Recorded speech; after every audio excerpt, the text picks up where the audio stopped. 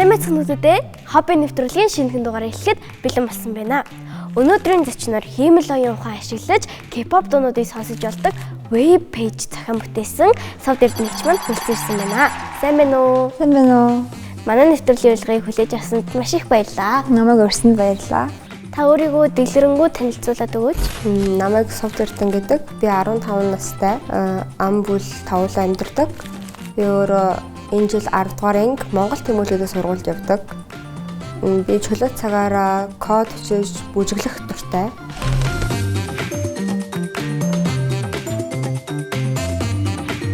Яагаад та хиймэл оюун ухаан сонирхох болсон бэ? Хамгийн ихэнд нь компьютерыг яаж ажилладаг гэдгийг ихэнд нь би ингээд сонирхож судалж эхэлсэн. Тэгээд тэрийг үзээ явж явах замаараа бас хиймэл оюун ухаан AI гэдэг зүйл дээр орж ирээд энэ яаж ажиллаж байгаа юм болоо гэдгийг мэдхийг хүссэн. Тэгээд энэ сургалтанд явж эхэлсэн. Миний явдаг сургалтыг AI Academy Asia гэдэг.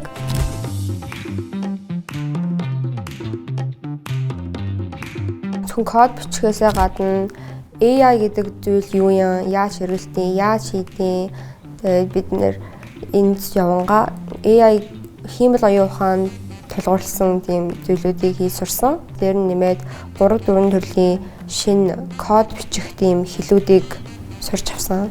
Нийт 8-7 хоногийн хугацаанд энэ бүх чадвар юмнуудаа сурч авсан. Код бичнэ гэж компьютерийн програм дээр үсэг тоог бичиж алгоритм үүсгээд ямар нэгэн тийм зорилгонд хүрүүлэхийн тулд бичдэг. Анх би энэ сургуультаа орж ирж байхдаа код бичиж сурсан. Хичээл дээрээ бичээд эхлэхээр надад сонирхолтой таалагдаж эхлээд тэрийгээ дахиж ингээ хөгжүүлэхийн тулд энэ сургуультандаа суугаад бүрж илүү дуртай болоод одоо биччихлээ. Та хийсэн бүтээлийнхаа талаар юм бүр дэлгэрэнгүй яг яаж хийдэг тухай тайлбарлаад өгч болох уу? Миний бүтээсэн веб пэйж маань хэрэглэгчээс өөрийнх нь дууны туртай төрлүүдийг нь асууж агаад тэрэндээ тулгуурлан хамгийн их тохирсон, таалагдана гэж бодсон дуунуудыг санал болгодог. Би энийгээ 2-7 хоногийн хугацаанд сургалтынхаа компьютер дээр хийсэн. Яагаад яг энэ санааг сонгосон юм бэ? Би энэ бүтээлийг хийхээс өмнө манай аав ээж маань надад өөрийнхөө дуртай зүйлийг оруулж хийвэл чамд хийхэд чи илүү сонирхолтой байна гэд. Тэгээд тэрийг нь би сонсоод өөрийнхөө ингээд хамгийн дуртай K-pop гэдэг энэ сэдвэрээ хийхээр шийдсэн. Яг энийг сонгосныхаа дараа K-pop-ийн юуг яг хийж өгдیں۔ Яадаг гэдгийг нь бас хэдэн хоног бодож эргэлзүүлж байгаа. Тэгээд сүүлдээ дуу санал болгодог юмыг зүйлийг хийхээр шийдсэн. Яг энэ веб пэйжийг хийсний дараа таны гэр бүл болон найз нөхөд яг яаж хүлээж авсан бэ? Гэр бүл аав ээжтэй харуулхад надад үнэхээр бахарсан гэсэн. Амар гоё юм хийсэн байна. Тэгэхэж ирээдүйдээ бүрч гоё юм хийж чадхаар байна. Мундаг байна гэж хэлжсэн. Хиймэл оюун ухаан гэж яг юу байд юм бэ? Хиймэл оюун ухаан гэдэг нь яг хүний оюун ухаан шиг зүйлийг ингээд компьютерийн алгоритм энэ код бичлэлээр гаргаж үүсгэж байгаа зүйл. Энэ нь хүмүүсийн оруулсан дата мэдээллийг ашиглаж тэрнээсээ илүү ихийг суран өөрийгөө өдөр болгон сайжруулад яваад байдаг юм оюун ухаан. Би яг хиймэл оюун ухаан дотор хамгийн сурсан юм маань машин ингээд сургахыг сурсан. Тэр нь машинда өөрөө хэрэглэгчийн датагаа өгөөд тэр датанаас машин сураад энэ тийм юм байна, энэ юм байна гэдгийг ойлгож ялахыг хэлдэг. Ер нь яг одоо хамгийн дуртай зүйл маань K-pop байхгүй юу? Тэгээд тэр нь дуртай болсон шалтгаан нь бол олон жилийн өмнөөс ер нь K-pop сонсч сурч дуунуудыг нь цээжэлж, бүжгийг нь сураад ер нь K-pop-д дуртай хүн л гэдэг нь үзсэн. Тэгээд тэрүүгээрээ л энийгээ хийнэ л гэж бодож байсан. Сонирхлыг маань хөгжүүлэхэд ер нь хамгийн төсөлтөг зүйл бол сошиал медиа. Жишээ нь YouTube, Facebook, Instagram зэрэг юмнаас бичлэгнүүдээс би амар олон юм мэдэж авдаг. Та ингээд хиймэл оюун ухаан одоо компьютерийн код бичиглэл хоёрыг зэрэг сурсан юм. Код бичиглэлийг би өмнө жил нь сургууль дээрээ сурч эхэлсэн. Тэгээд тэрнээсээ дэлгэрүүлээд энэ сургалтандаа бүрчих сураад яваад эхэлсэн хиймэл оюун ухаантай хамт. Одоо орчин үед хэрэглэдэг тийм олон вебсайт, аппликейшн зэрэг бүгдээрингийн код орчиж идэг. Тэрийг илүү сайжруулад ирээдүйд одоо байгаа тийм програм, вебсайтаас илүү бүсээтэй хэрэглээтэй тийм хүчтэй ухаантай зүйлийг ингээ хийх боломжтой. Код хийхдээ бол олон цаг төвлөрч би сууж бичдэг. 3-аас 4 цаг юм уу компьютер дээр ер нь зогсолтгүй хийгээ суучдаг. Яг таны бүтээсэн веб пэйжийн яг зорилго нь юу байсан бэ? Миний мэддгээр бол ихэнх K-pop сонсдгоо хүмүүс K-pop-ыг бүгдээрнгийн адилхан тийм жоох хүмүүсийн сонсох дуртай, тийм цоглог, өнгөлөг бичлэгтэй адилхан дуунууд гэж боддог. Яг үүндээ тийм биш юм байгаа. K-pop ч маш өргөн тийм дууны төрөл. Дотор нь хүмүүст сонсдгоо хүмүүст ч таалагдах дуу олдно гэдгийг харуулахын тулд би энэ хийсэн юм. Танд дуртай юм K-pop хамтлаг эсвэл дуу байгаа юу? Яг одоогоор миний хамгийн дуртай K-pop хамтлаг бол Stray Kids гэдэг хамтлаг байдаг. 바닥 난 떨어지 어두운 터널 속을 걷고 있어 내게 잔인하고 두려운 하루를 홀로 버티고 있어 멀어져가는 곳을 목도 낯선 길 위에 지치리도 곡도 없이 내가 많은 길을 가는 가이다 팔찌도도 하나 없이 위로 가는 길은 절대 다시 뒤로 가기 싫은 막막한 미루야 피눈물 대신 피땀 흘리며 나를 빌어 Тэр нь 8 гишүүнтэй эрэгтэй хамтлаг юм байна. Дуртай дуу нь Миний хамгийн дуртай дуу яг одоо сая шинээр гарсан Ceremony гэдэг нэртэй дуу.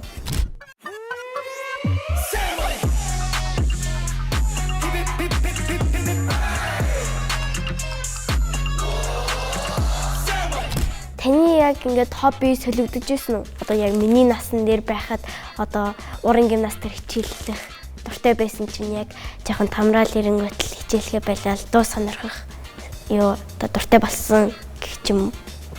Би өөрөө багасаа ер нь дуулж бүжиглэх дуртай байсан. Тэгээд тэр замаараа дуу сонсож явж байгаад K-pop гэдэг зүйлийг олоод дуртай болсон. Тэгээд K-pop гэдэг зүйлээ олон жил ингээд сонсож дуртай байсан болохоор энэ дээр ашиглаад компьютер кодын юм бас дуртай болж эхэлсэн. Та одоо яг өөрийнхөө зохиосон веб пэйж дээрээ яг хэдэн K-pop-дууд нэмсэн бэ? Энийг нь хүн болгонд шууд орж чаддаг зүйл бол арай биш байгаа. Яг одоо тэг хөгжүүлж бүрэн дуусаагүй байгаа. Арай бас дууны сонголт ч гэсэн байгаагаа. Тэрийг нь нэмээд бүх хүмүүст ингээ орох боломжтой тийм утсан дээр ч нэгддэг тийм веб пэйж болохыг хичээж байгаа. Та яг хэр хугацаанд хийхийг төлөвлөж байгаа вэ?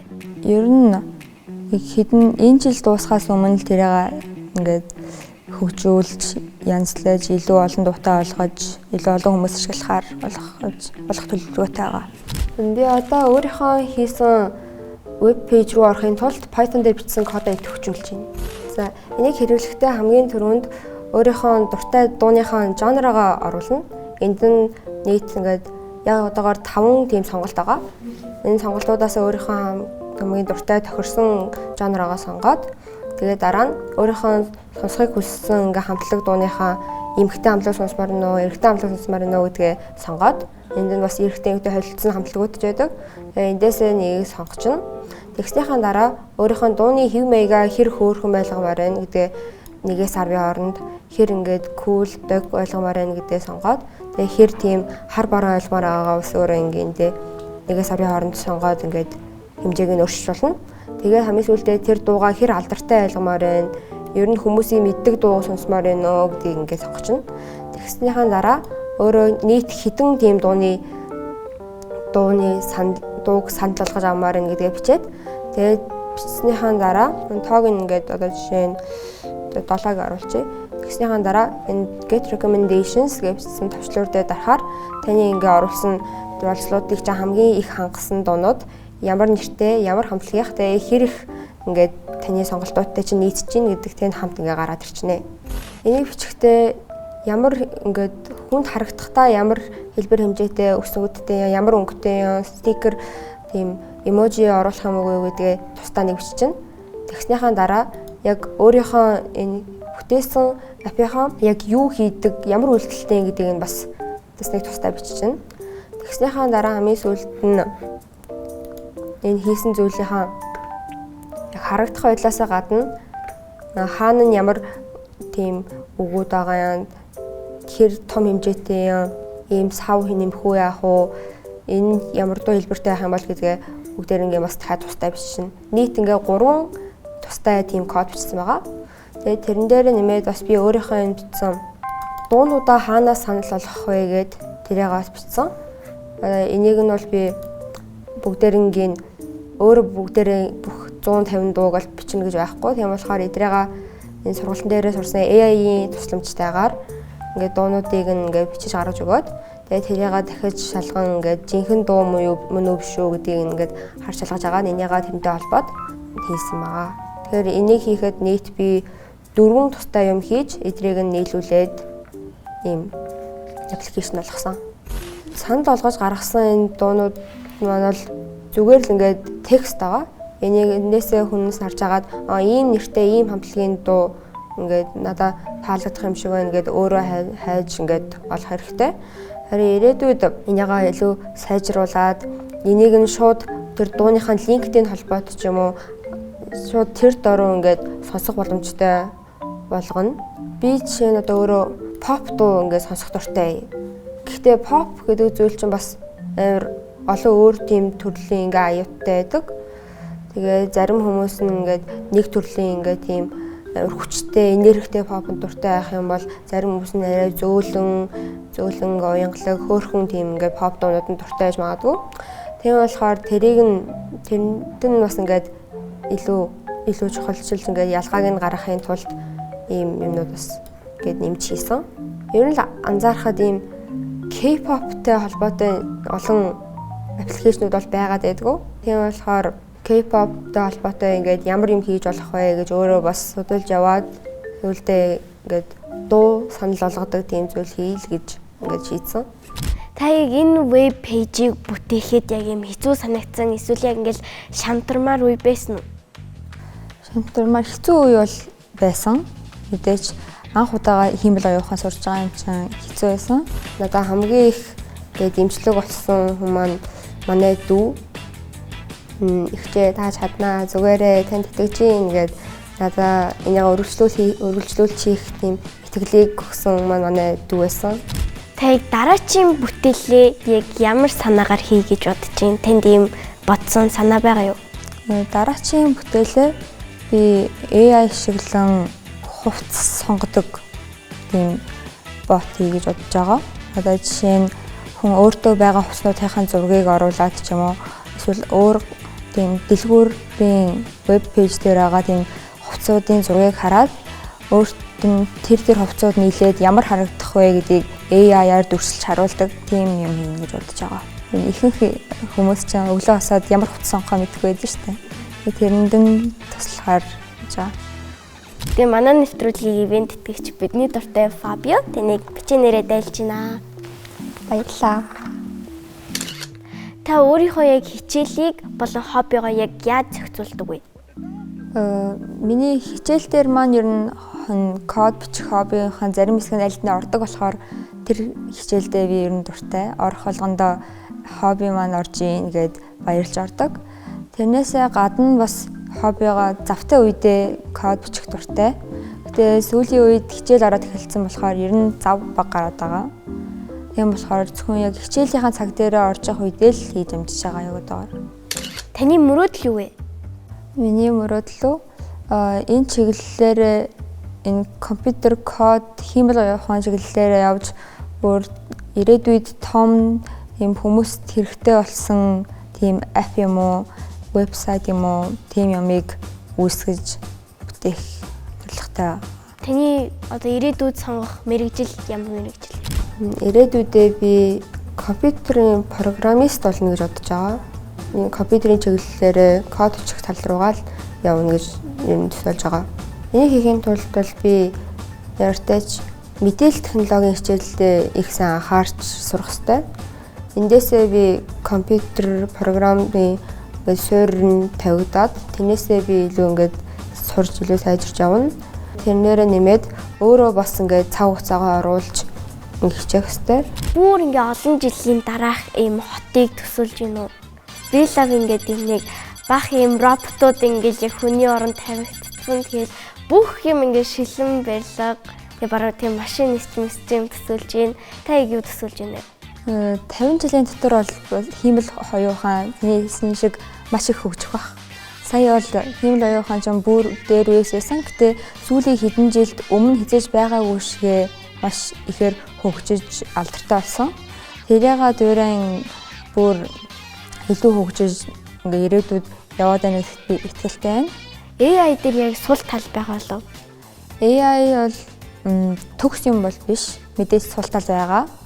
Сул талуудаа нөхөхийн тулд үргэлж хүмүүсээс сурж хүмүүсчиг адилхан ингээд сэтгэхийн төлөө ингээ ажил сурдаг яваад байгаа.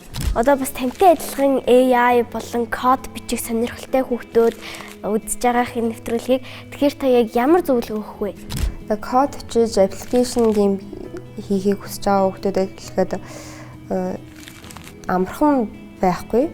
Тэрэндээ өстэй ингээд төвлөрөөд амархан бууж өгөхгүй гоё өөртөө ихтгэлтэй алтаагаа засаад хэр утсан ч хамаагүй тууштай хийгээсэй гэж чинь. Хоёрдугаарт өөртөө хамгийн их тохирох, өөртөө ашиглахад хамгийн амархан кодны хэл юм уу, яг ямар төрлийн юм бичиж байгаа гэдгийг сайн олоорой. Би бол анх эхэлж байхдаа HTML гэдэг ингээд зүйлийг маш их бичдэг байсан. Тэрэн дээр өөр дуртай байсан ч үлээ жоохон уйцартай санагдсан. Тэгээд энэ сургалтандаа орж ирээд Python гэдэг тийм кодын хэлийг сурчаад ингээд илүү дуртай болоод яг энийг л бичихэд хамаагүй сонирхолтой юм байна, хамаагүй амархан ойлгож гин гэдэг мэдэж авсан. Тэгээд тэрэн шиг адилхан бүх кодны илүүдийг сайн харж үзээ, судлаад аль нь надад ашиглахад илүү дээр юм болоо. Би алийг нь илүү сайн ойлгох юм бол гэж сайн судалж үзээрэй гэж хэлмээр байна.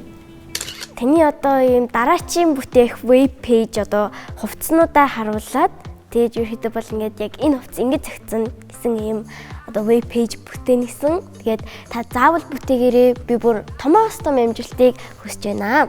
Баярлалаа. Өнөөдрийн дугаараар хиймэл оюун ухаан дээр суурилсан K-pop дуу санал болгогчийг бүтээсэн Сувд Эрдэнэ эгч маань оролцлоо.